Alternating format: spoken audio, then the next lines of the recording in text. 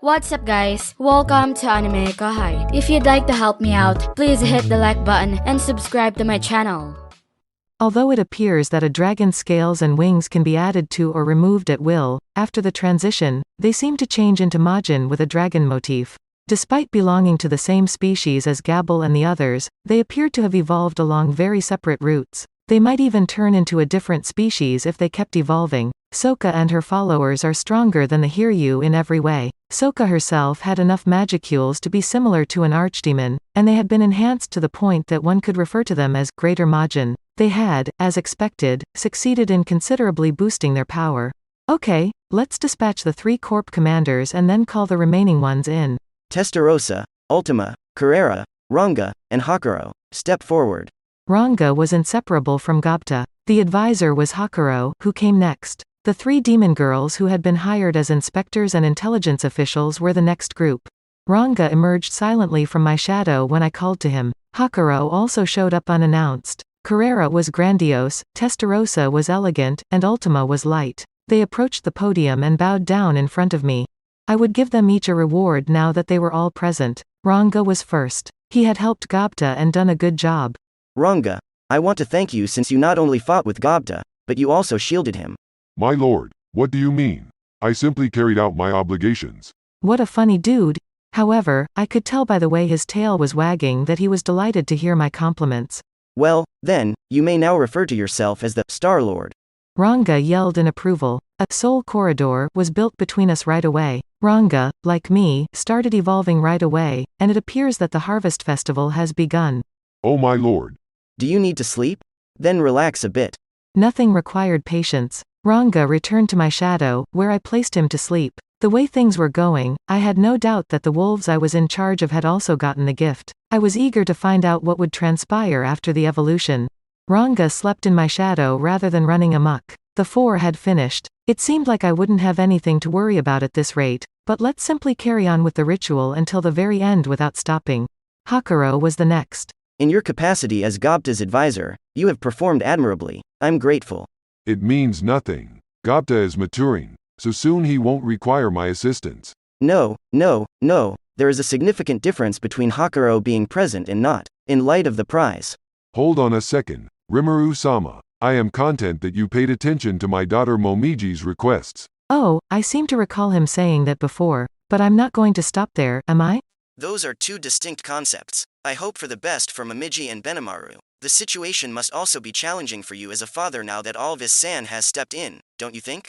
Once more, I used the telepathy net to talk to Hakuro. I found telepathy net to be incredibly helpful since I could speak in front of a large crowd without worrying about running out of time. I gave that some thinking.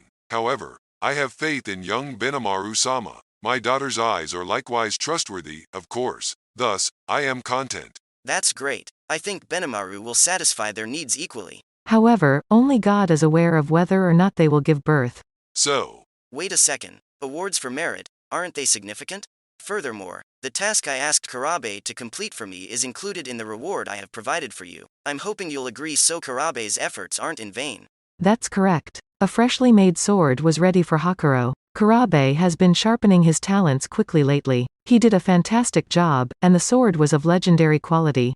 By the way, Karabe also created Benimaru's Red Lotus. Due to the disparity in how well his weapons performed in the previous battle, Benimaru was unable to fully express himself. When Karabe heard that, he took responsibility for it and was motivated by it. He locked himself in his shop with the intention of creating the best sword he could. Karabe's sword was crafted with his heart and soul, even though it wasn't quite as good as the Red Lotus. It would be much appreciated by Hakuro.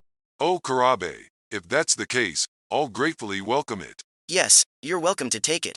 Very good. I wouldn't have known what to do if he had said no. Even if modesty is a virtue, I still believe he is a touch too modest. Okay, then, let's go on.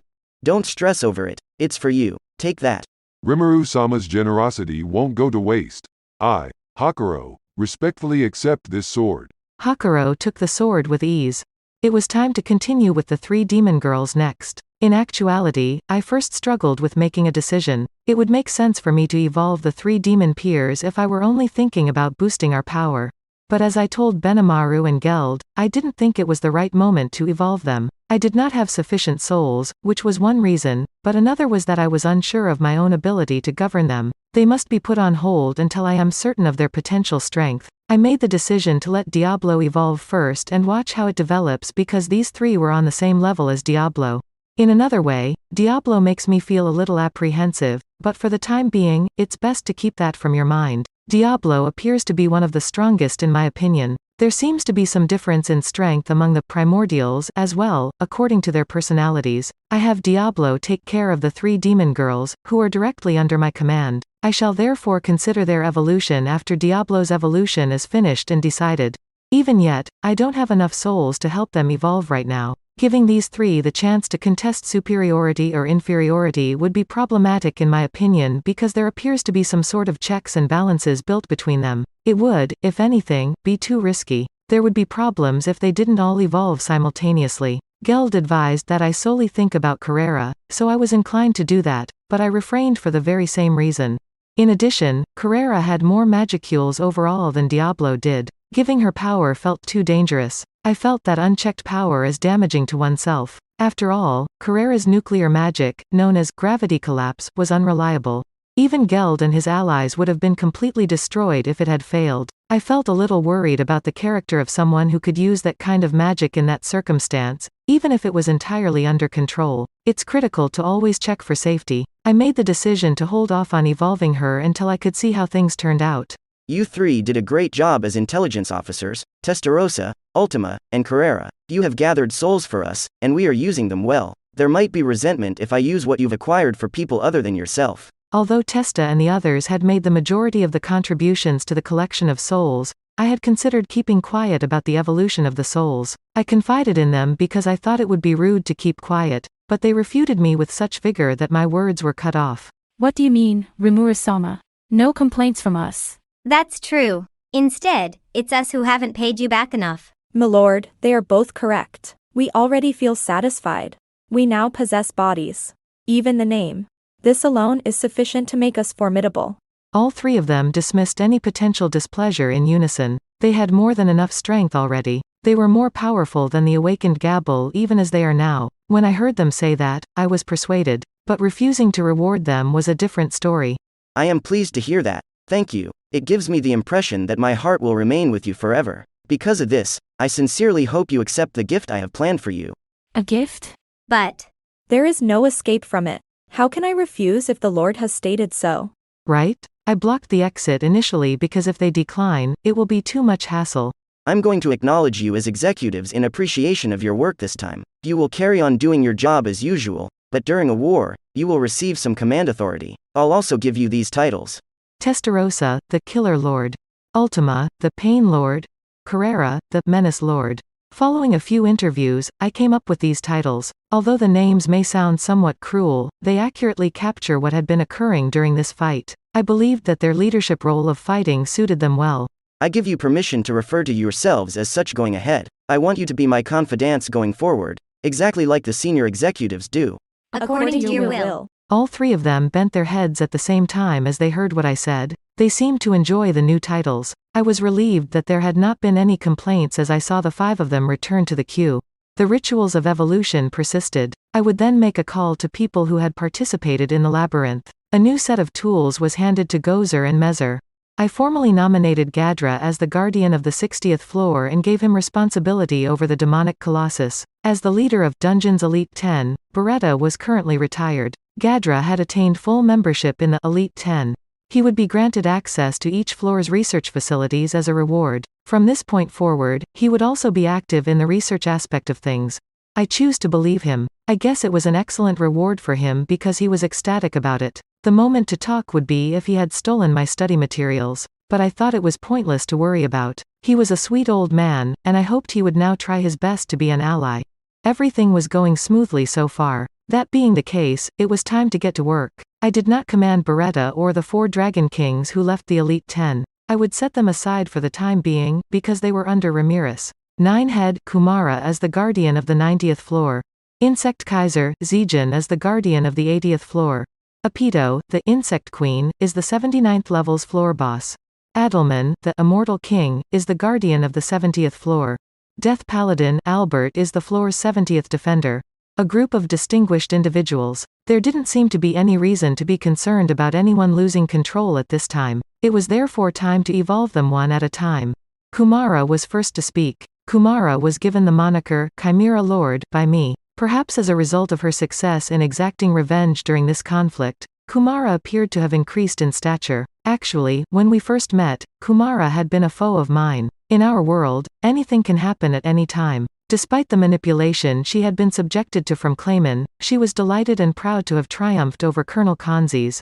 Ranga had told me that she was adept at clearing trees, so that is why I gave her the labyrinth. I chose to appoint Kumara as the guardian of the 90th floor after receiving advice to do so. Kumara might still be a fox cub if he hadn't said that. I was aware of Kumara's potential, but I was unaware that she would one day join the ranks of the Elite 10.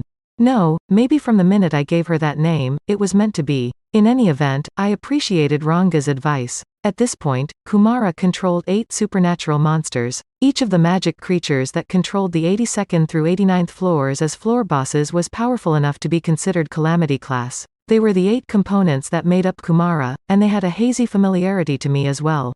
I once went to check on them while walking a few days after naming Kumara. Kumara then requested that I refer to each of her friends by name. I got to meet a bunch of cute young magic monsters. I have failed to name creatures innumerable times. Being such a person, I was well aware of the risks associated with name-related issues. However, in this instance, all I had to do was shout out the name of the tailed monster that Kumara had already chosen. It seemed like a nice idea to me, so I casually accepted it. Of course, it's not that I did it because a little girl requested me to or because I was so driven to do it. Everyone can comprehend it without needing an explanation. I didn't anticipate things to go like this. Now that I give it some thought, I believe it was also a naming. After all, the 8 creatures introduced at the time lacked such ferocity. Answer: yes, even if it isn't the same thing technically speaking. A phenomenon that is related to naming has been confirmed. As a result, the connection between Kumara and the particular tailed animals has grown stronger. That's it for this video, guys. Thank you for always watching my videos and supporting my channel. A big thanks to the AnimeKouhai patrons who made this video possible.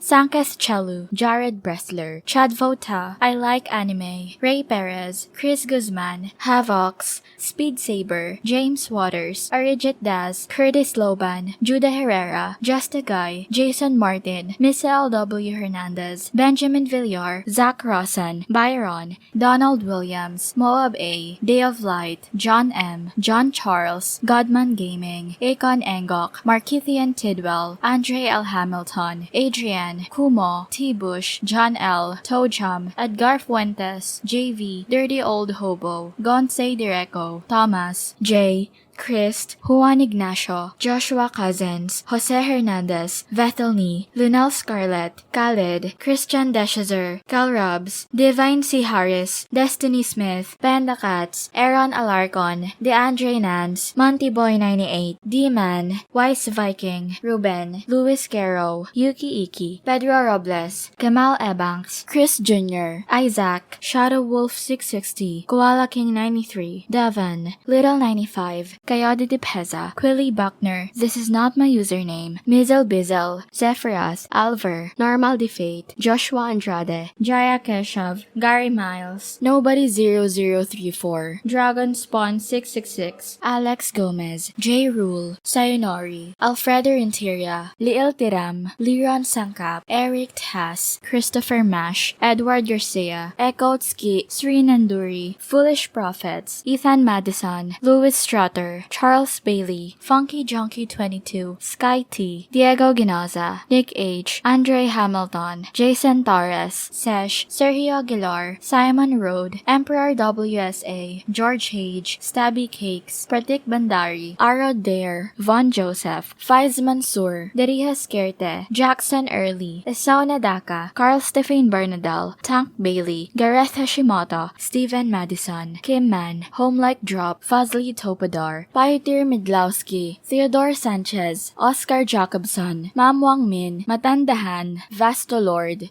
Thank you so much for helping out. I'll see you guys in the next video.